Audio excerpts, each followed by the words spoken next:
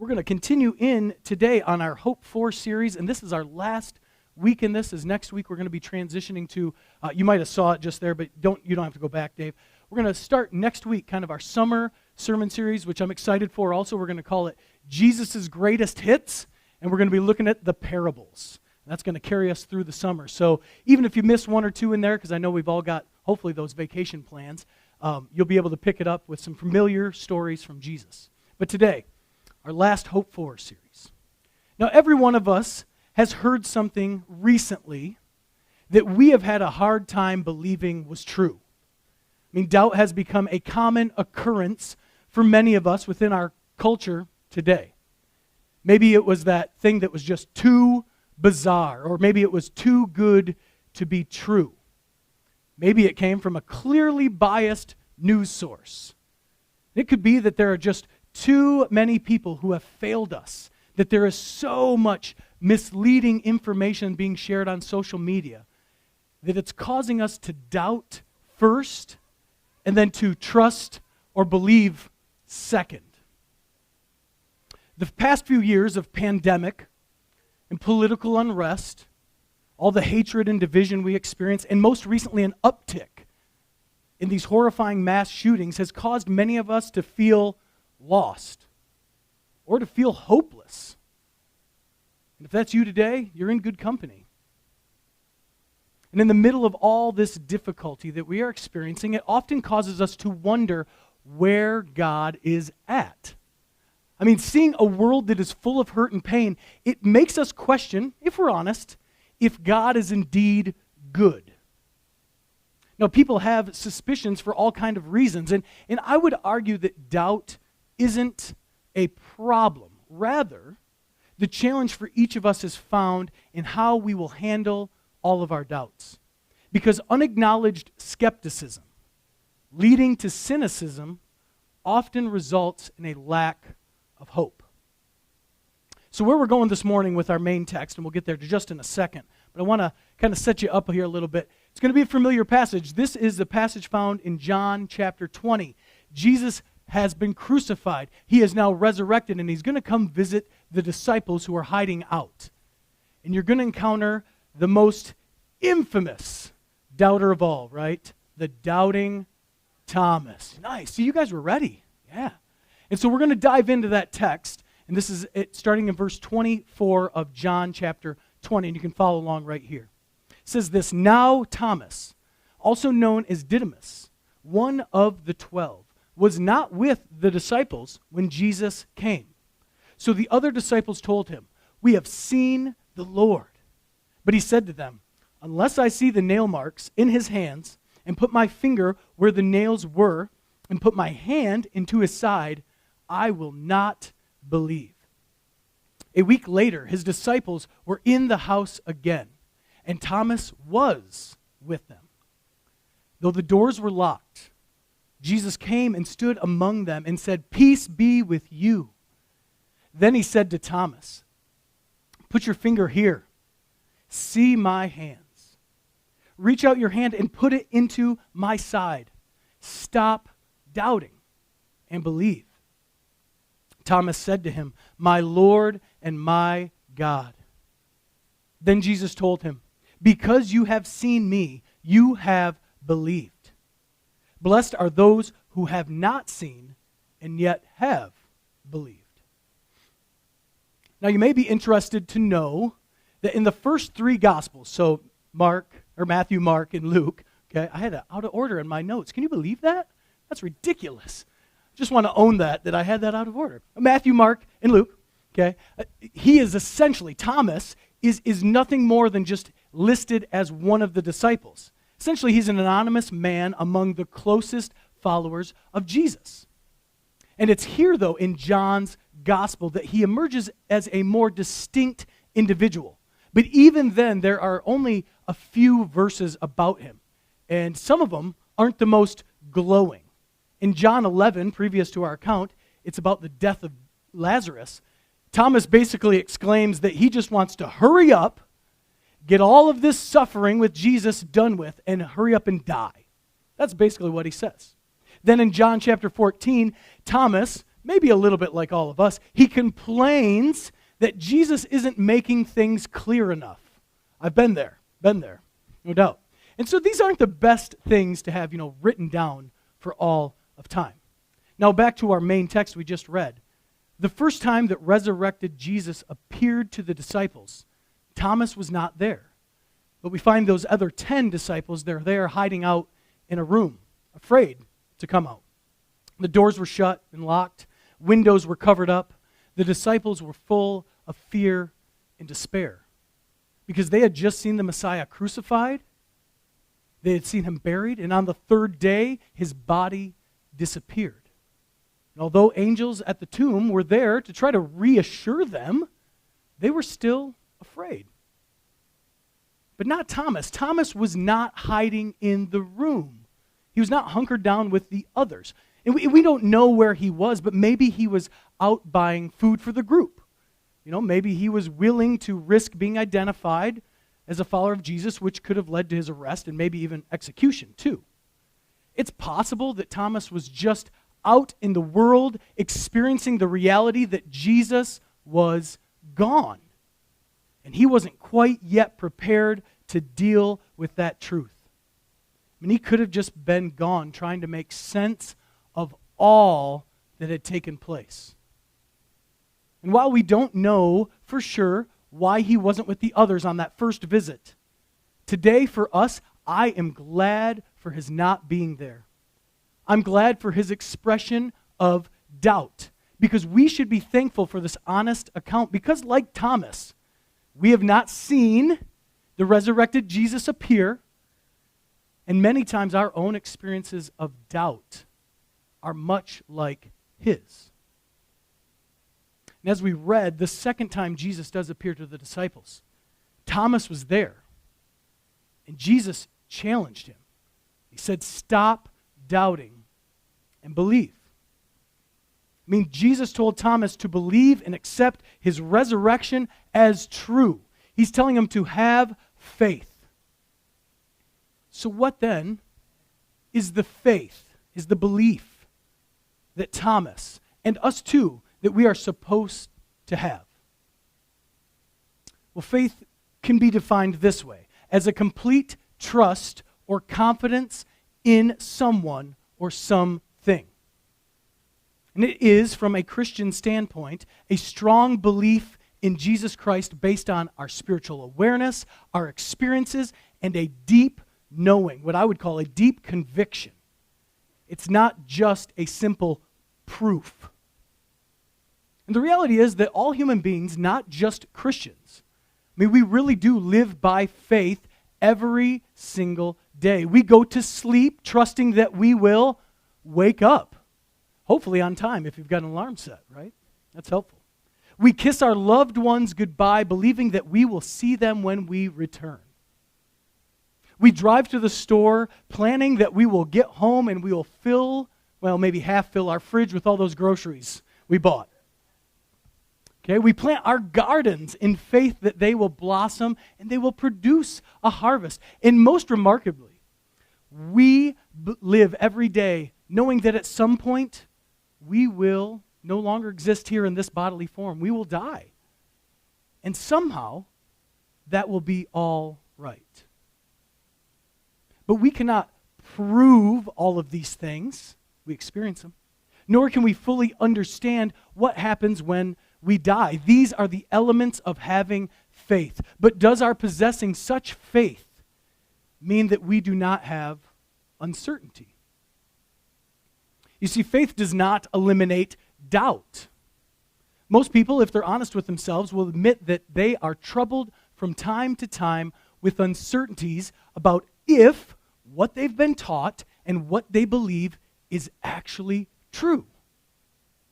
Doubt can be defined as this, and I think this will be on the screen. There you go. A feeling of uncertainty or lack of conviction. It's a hesitancy to believe, not being certain about something, especially about how good or true it is. And I want to suggest this morning that being a doubting Thomas, what I would say is embracing the mysteries of faith, is not a bad thing. I actually find that it's something we must do. It's part of our continual transformation into Christ-likeness. And this is because when we allow space for the difficult questions, we often get answers and responses that can deepen our faith, and they provide us with the tools we need to live a more purposeful life and to find a more freeing relationship with God. Indeed, we can learn a valuable lesson from Thomas, and it's this, that doubt is fundamental if we are to acknowledge truth and then move beyond our own disbelief into a deeper trust of God. In other words, let me say it one more way. It is natural to have uncertainty, but we cannot get caught up in our doubts to the point of hopelessness and of apathy and to the point of just throwing in the towel, pulling the covers over our head, and giving up. But that's hard, isn't it? Jesus told Thomas, "Blessed are those who have not seen and yet have believed."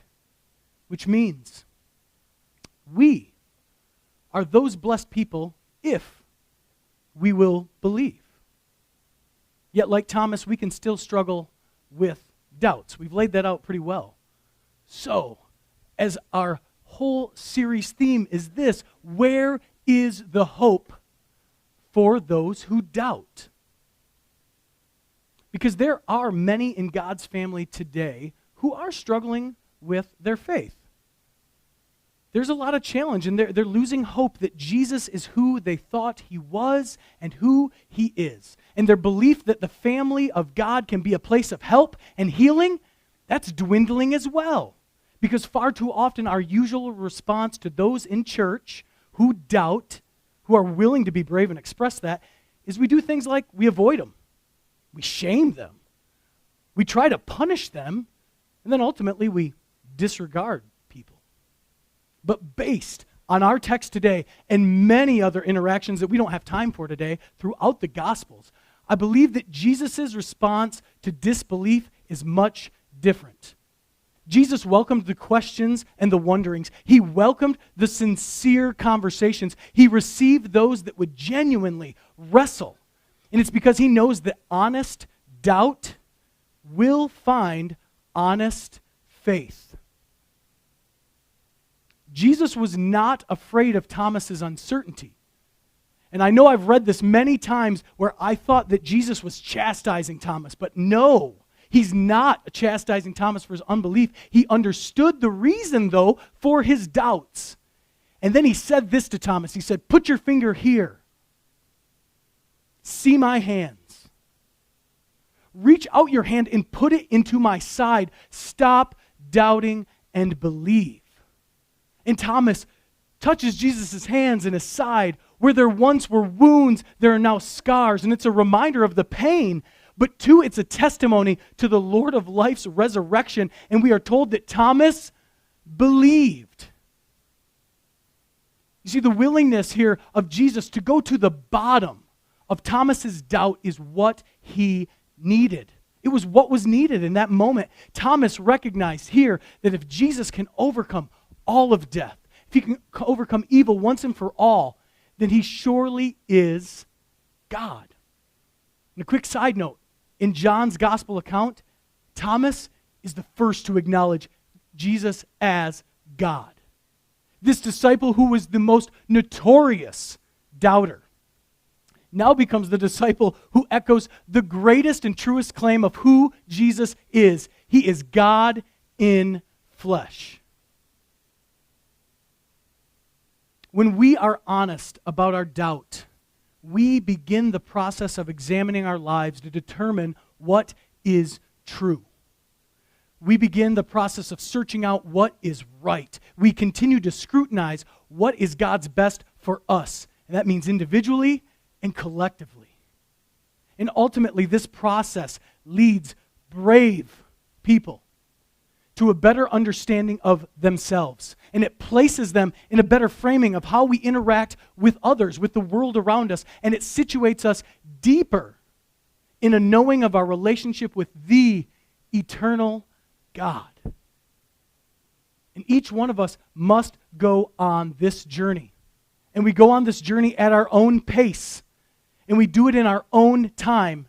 And we have to do that if we are going to really experience the resurrected Jesus. So is there an actual purpose for doubt in our Christian faith? I say absolutely. Doubt is what enables our faith to grow. It enables us to leave the world behind and to continue to transform into that Christ likeness. So what do we do if we find ourselves and others with huge doubts, with big questions? I mean, how can we experience real hope in the middle of our doubts? How do you prevent your uncertainties from eroding your faith? Got 2 actionable steps for us here this morning, and the first one is this. We acknowledge doubts and believe. You have to acknowledge your doubts and uncertainties before the resurrected Lord. You have to ask Him to bring peace and deep knowing to your doubts. Ask Him to reveal Himself to you. Ask Jesus to help you discern between what is actually hope-giving and what is the hopeless stuff that's got to go. And as we consider what this might actually look like, because I want to kind of break this down even more simple, let's just think about a house inspection of sorts for any of those of you who are in a house. Maybe you've experienced this recently, listing a house or maybe buying a new home. We have to be intentional about doing a detailed look at our houses. We poke around with a purpose. We ask questions like, is the foundation solid? Or are there any suspicious spots? We check out the roof and we say, boy, is that roof in good shape? I don't know. Will it get us through the heavy rains and the snows? Oh, that's a 4-letter word, isn't it? We don't want to think about that for months. We check out all the appliances, right? All of the mechanical stuff, and we go, does anything need to be replaced right away? And we aren't doing this because we feel threatened that our house is about to collapse and fall down around us. And we don't do this because we have to prove to ourselves and to everyone else that our house is the best. We do this inspection so that we know what is and what is not working well. And we do it so then we can address what isn't working well. We are consistently monitoring. We are consistently repairing one where it's needed. We are always looking for ways to expand or remodel to fit a new need. And this is because we understand in our homes, right, that renewing and refreshing are all part of responsible home ownership. And we must be willing to do the same with our doubts and with our unanswered questions so that we can be motivated to sincerely seek greater understanding and awareness and greater truth. Here's the reality, folks. If growth in our faith, okay, if growth in our trust, in our belief, marked by changes over time, is not happening, then we are not living our faith authentically. We aren't being honest with God and with ourselves. Because when we refuse to keep growing, to keep transforming, we often try to trick ourselves into thinking that we have a deeper trust, that we have more faith than we actually do. So as Paul said to those in Corinth, in 2 Corinthians, he said, we do the work of bringing every thought captive. We take on the whole entire house and we check it out. And we're honest about our inner doubts. And when we do that, we then expose them to the light of the presence of Jesus. And we choose to trust in order to make our thoughts, even our doubts, submissive to Christ so that we can be renovated. So that's our work. Our second step is for us collectively. It's this. It's to be a safe place to express doubt. Our second step is be a safe place to express doubt. We need to understand how doubts, how embracing mysteries, and how eyes being opened are the faith experience. And how becoming a follower of Jesus most often starts with the notion of our personal decision to believe that God indeed does love us and that we are His and that He has welcomed us home into His family. And it's a belief that that very reality can and will sustain each one of us on our Christian journey. And so as a church, we must be a safe place, filled with grace, both for ourselves and for others to express the wonders, to express the doubts, and to absolutely share the most marvelous revelations about life and faith.